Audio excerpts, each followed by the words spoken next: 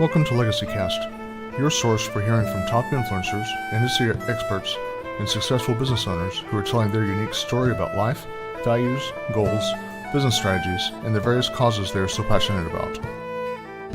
Future generations will come to be impacted by what is happening today, whether positive or negative, and our mission is to focus on what is going to affect change for the better. Hosted each weekday by James Snow, a former U.S. Army combat medic, now founder and principal advisor of James Advisors Group, a full-service financial planning firm in North Texas. This is Legacy Cast.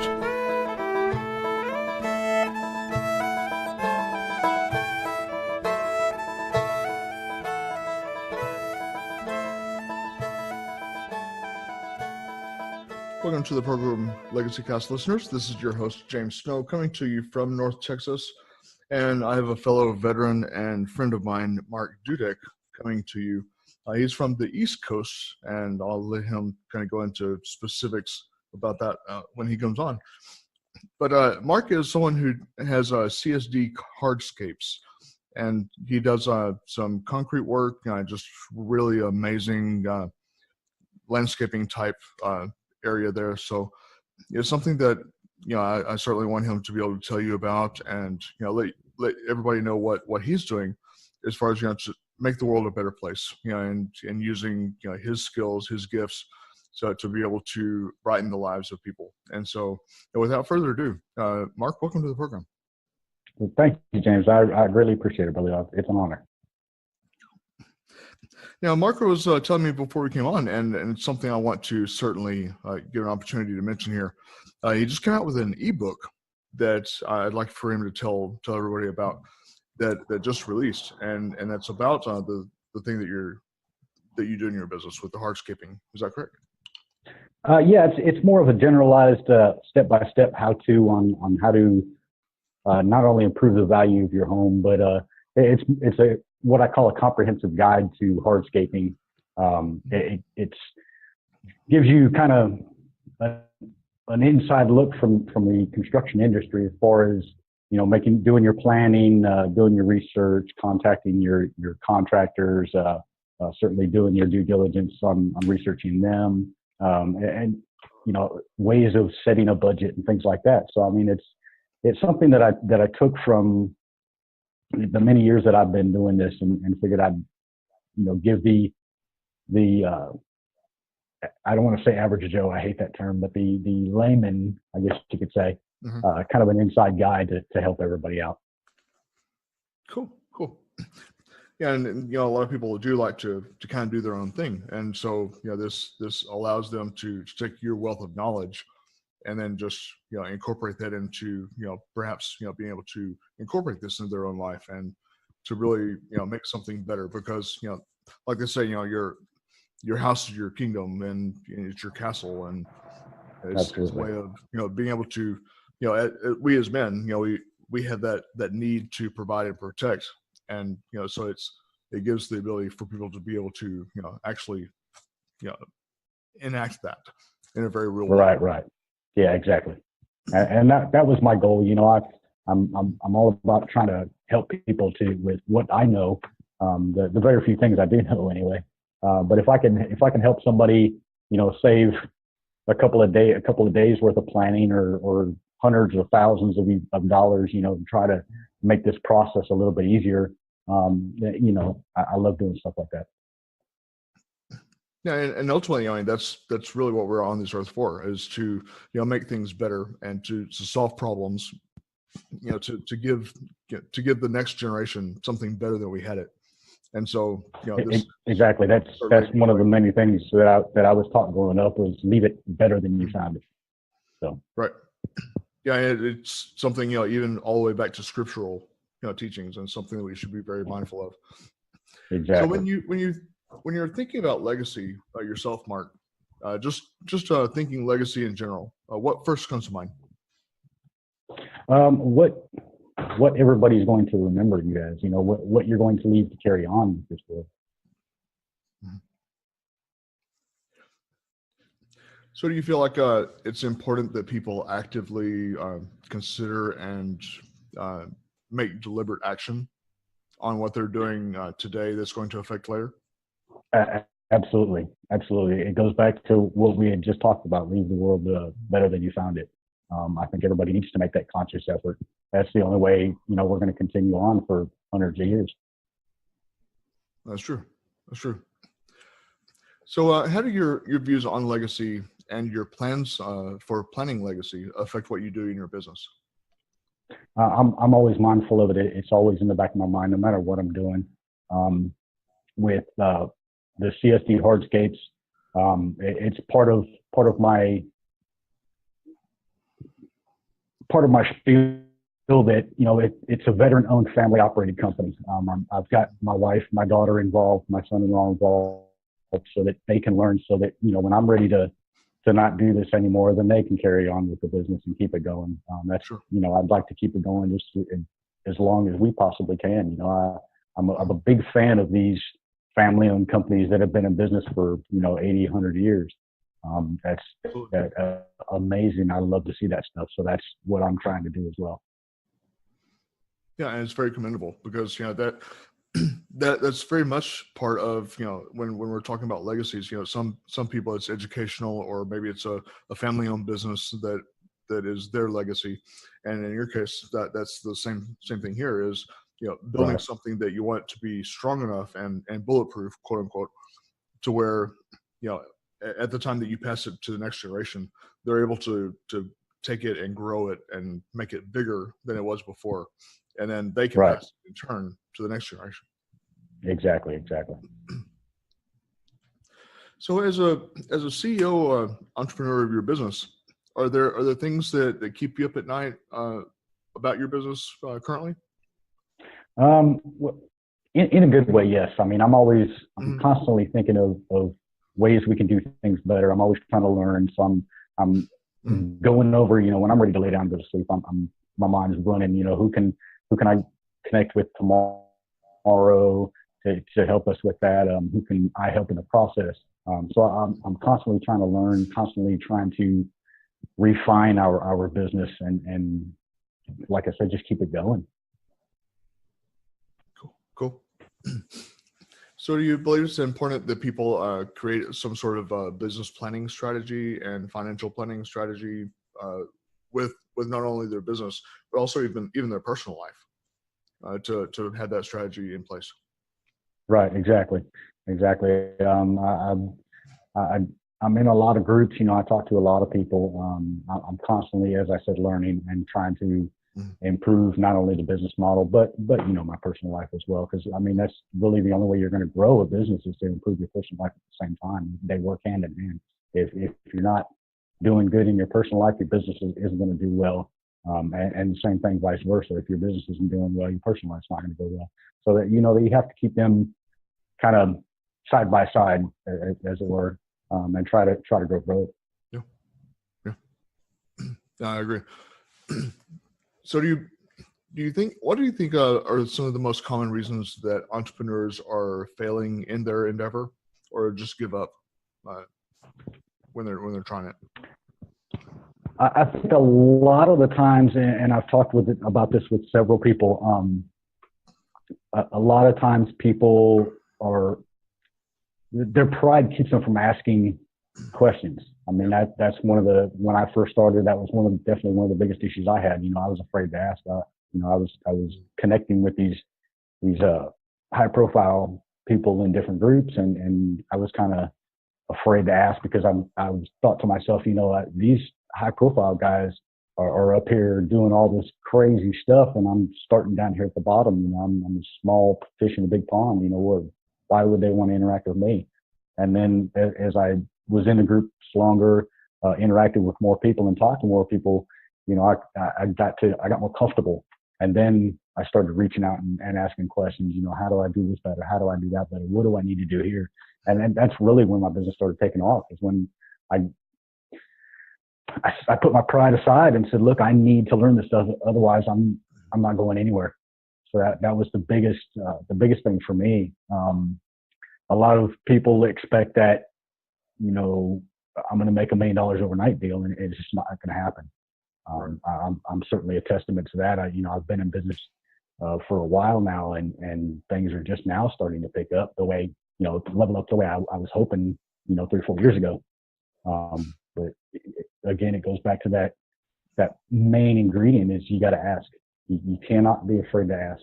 If you see those around you are being successful, you got to ask them how they did it, what road they took to get there. And you've got to take you got to take all that advice and certainly, implement what you can and what you think is going to help your business. But, that's always the key to moving forward is ask. Yeah. Mentors are such a huge help because, they say that we're the sum of, like the 5 or 6 people we surround ourselves with. And so, surround yourself with people that have achieved what you want and have the things that you want to have and reach the places that you want to reach. And you surround yourself with those people, and then you will become those people. You'll exactly right. Yeah, it sort of rubs off as just kind of the way the world works. Right. I think part of that, in a way, is when you surround yourself with the people that, like you said, that you want to become. It's more subconscious than anything else. It's we're creatures of habit by nature, and we subconsciously pick up the habits of those around us. So yeah, that's exactly right. So what would be some of the specific roadblocks and resources that you've encountered over your years, roadblocks that you've had to overcome that you would warn people about, and then resources that you would advise people to tap into? I think one of the main ones is just not knowing when I first started. I didn't have any kind of business background. I don't have a business degree. I didn't really interact with any business owners, coming up. But once I started to interact with more entrepreneurs and veteran entrepreneurs, I started to go back to what we were just talking about, asking questions, and that's what really helped me grow. Some of the other ones are it takes time to build a business. People have to know you. They have to see that you've been around for a while. They're not just going to buy from somebody they don't know just because. So that was definitely another major roadblock, was not being established enough. When I first started doing hardscapes, I knew we had amazing products. I knew it. When I was first trained how to do it, but the things that we can do with this stuff are simply amazing. I mean, it's one of the biggest things I told people when I first started was, if you can imagine it, we could build it, and basically we can. We do things with concrete that no other company or, I've talked to people that have worked in concrete for 15, 20 years, and they're amazed by what we can do. So it was mainly getting out there, getting people to know who we are, know that we're here and we're going to be here for a while. Building showing them the value of what we can do. And, again, it's just talking to people, getting ideas, because even though somebody may be in a different trade, a different field, as far as business goes, it's all the same. It doesn't matter what your field is, business strategies are business strategies. And that's one of the major areas that Rod Garcia has helped me with. Several others, of course, you've got Steve Kuhn, Ron Suzuki, there's several others, yourself included. The list goes on, and I'm super honored to be a part of all these guys' lives. Other major roadblocks, I think that's really about it. I mean, like I said, it was just getting out there and getting everybody to know who we are. Yeah. So how would you say that your personal values and your belief systems play a role in your business, and how would you encourage somebody else to incorporate that into theirs? Well, thanks to the military, I have that never quit attitude. I was certainly taught that growing up as well, which of course helped in the military, but the military really focused in on that and harnessed that. I refuse to give up. I started this venture, and yeah, it's not going to be all rainbows and unicorns, as everybody says, from day one. You're going to have those pitfalls and setbacks. And even today, and I know people that have been in business 20, 30 years, and they still have occasional setbacks, but you just keep moving on. You don't quit. And that's, I think, the biggest part of why people give up when they first start is because they don't, hit that 0 to 60 in 2 seconds, so they say, well, what am I doing it for? And then they give up. You can't quit. You can't quit at all. You have to keep moving forward. As I said before, ask questions. You've got to find those people that are where you want to be, get with them, and they'll show you how to get there. Oh, very good. So what is something perhaps earlier in life that you wish you had done or maybe didn't do enough of that you or would have done differently? Well, I certainly wouldn't take back any of my military service. I wished I would have started the Hardscapes business 20 years ago. Of course, I think we'd definitely be a lot further now, but I don't really think I'd do anything differently. I mean, I'm grateful for the way, for the journey that took me to where I am now. I enjoyed school, definitely. I wasn't the greatest student, but I enjoyed it. Went straight into the military, and when I got out of the military, started the business. So during that transition that you're talking about, yes, what were some particular hurdles that you had to overcome, transitioning from the service and then transitioning into the civilian and business world? Well, there was a short gap in between my military service and starting this business, and it's this, pretty much the same that a lot of veterans have. I didn't have that sense of purpose when I got out. I didn't have my next mission in front of me, so I was kind of lost for a little bit. I was wondering what I was going to do. Was I going to go get a regular job? Was I going to, punch the clock 9 to 5? And what was I going to do? Because other than, the military training, I was field artillery in the Army, so not a lot of call for blowing stuff up from 10 miles away in the civilian world. So I had to find something that would allow me to use my basic military training, my leadership skills and the go get it attitude and never quit. I had to find something that would mesh well with that, and with the Hardscapes, I think it's really done that. Good deal. So was that answer kind of obvious to you, or did you stumble upon it over time?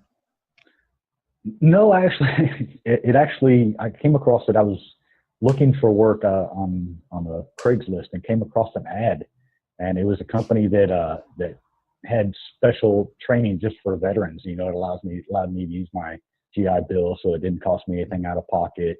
And they were willing to teach me this new trade, and I thought, if you're not learning, you're not going to go anywhere. You have to constantly be learning. So I figured, I'll learn something new. If I like it, I like it. If I don't, I don't. But while I was there, I just fell in love with it. So it took a little bit. When I first started talking to a representative from the company that was going to train us, I was like, well, okay, he's telling me about it. And I'm like, I'm not sure I really want to do that. I said, but, in the back of my mind, I was like, it's free, dude. My GI Bill's paying for it. If I don't do it, it's a waste. So I said, all right, well, I'll try it out. Like I said, if I like it, I like it. If I don't, I don't. But it all worked out. So I'm happy. Excellent.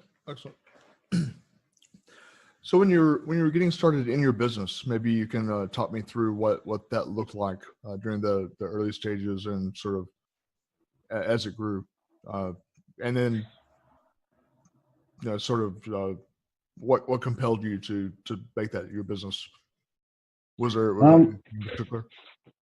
Well, like I said, as I was going through the training, I just absolutely fell in love with it. I think more because of the creative aspect of it. Growing up, I was never really creative. I couldn't draw to save my life. I mess up stick figures. But this is something I can actually put my hands on and mold and shape and carve the way I want it to look. I've always been able to picture stuff, but just not transition that to paper or any other medium. But this really allows me to bring out that creative aspect of it. When I first started, The business, as I said, it was real rough. Things were going real slow. I couldn't get any work going because nobody knew who I was. I'm this new guy. We just moved to North Carolina, 2015. And so I was the new guy in the area. Nobody had ever heard of me before. So it was really tough to get going at first. Then we started, I got that first project and so I got word of mouth advertising from them. And then I learned, I can put ads on Facebook for free, before the whole Facebook ads thing. I was posting ads in yard sale groups around me and other different groups. And then I started getting in all the other groups that got connected with people and started helping me out. So, but I think I knew, not necessarily from day one when I went through training, but within the first week, I kind of knew this is what I wanted to do. So, yeah. So you don't think there's any other kind of profession that you would be wanting to attempt, or is there? Well, I had done commercial electrical work before, so I mean, I've got that. I told myself when I first started this business, if it doesn't work out within the first year or two, I've always got that to fall back on. So I have done that. So I've been around the construction industry for a while. So I mean, I know a lot of people. I know a lot of different aspects of construction, which actually helped me write my ebook. But I don't know. Other than the military, this is really what I love doing, what I'm passionate about. Yeah, that's important. It's important that you found that spot that you fit in, and you're right, exactly. Start building your legacy, and then bless other people with it. Exactly. What would you say is your greatest character strength? I think it goes back to my never quit attitude. I mean, as far back as I can remember, I don't really ever remember quitting anything. I mean, regular jobs that I've had, it's like any other job. You're gonna have days that are good and days that are bad. But I've known people that once it starts getting rough, they're like, "Oh, I don't want to do this anymore." But I refuse to quit. Yeah, on the flip side of that, what would you say is the greatest weakness? Greatest weakness? When I first started, like I stated earlier, I think it would be my pride refusing to let me ask questions. I think that's since subsided. I mean, when it comes to my business, I know it's basically a domino effect. If something affects my business, it affects me personally. What affects me personally affects my family, and so on and so on. And I hate to let anything happen to that. So I've since learned to put my pride away. If there, I know I don't know everything, and there's one quote that a friend of mine told me about, and it really resonated with me. Was you don't know what you don't know. So when you don't know something, you got to ask. So that's true. That's true, and I hear a lot. That especially we men. Our pride kind of gets in our way, and pride comes before the fall, as they say. So right, exactly. Once you can learn to set that aside in order to better yourself and your situation and your surroundings and those around you. I think that is a big step for a lot of people. Yep. So is there a particular place you go to get your ideas? Brainstorming, for example? Well, the house I've got now, we live on 6.5 acres. So, I go out in my woodsy area quite often, and, where I can just sit and kind of be one with nature, as it were, and, not have a lot of distractions, and I can just sit there and think. I think that's the biggest thing that helps me. Yeah, I can relate to that. I like nature for thinking as well. Yeah, absolutely. So if you're to describe maybe at a very high level what your business is like, from a day-to-day basis for somebody that maybe is thinking about getting into what you do or something similar, how would you describe that? Busy. I mean, I usually get up around 4:30, 5 o'clock in the morning every morning, if not earlier. And from that point on, of course, like everybody else, the first thing I do is hit the coffee pot. But once I get that, then I'm go business. I'm on the laptop, on my phone, both at the same time. I got a notepad that I keep right next to my laptop, so I'm writing down ideas as they come to me. I'm putting out ads. I'm working on what project we're going to do next. Keeping an eye out for new materials that we can use. They're constantly upgrading those to make them even better. Getting in touch with people that are on the level that I want to be at, and touching base and say, hey, this is what I've got going. You see anything in here that I should be doing, something I could do better?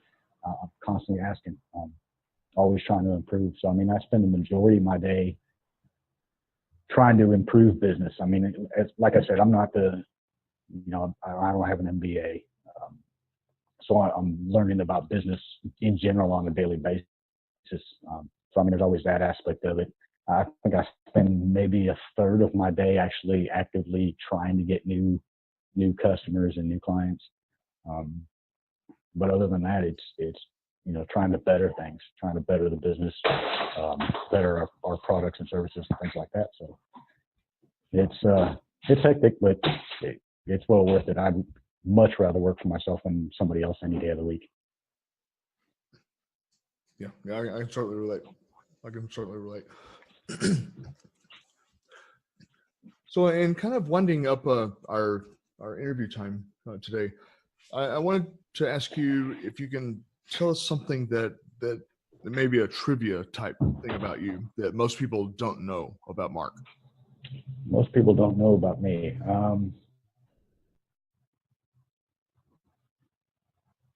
That's difficult. Other than the fact that since I've gotten older, now I got to wear reading glasses. I never thought I'd have to do. all those years as a kid, my mother told me eat carrots are good for your eyes, and I love carrots, but I'm getting up there, and so now I got to wear reading glasses all the time. But something a lot of people don't know.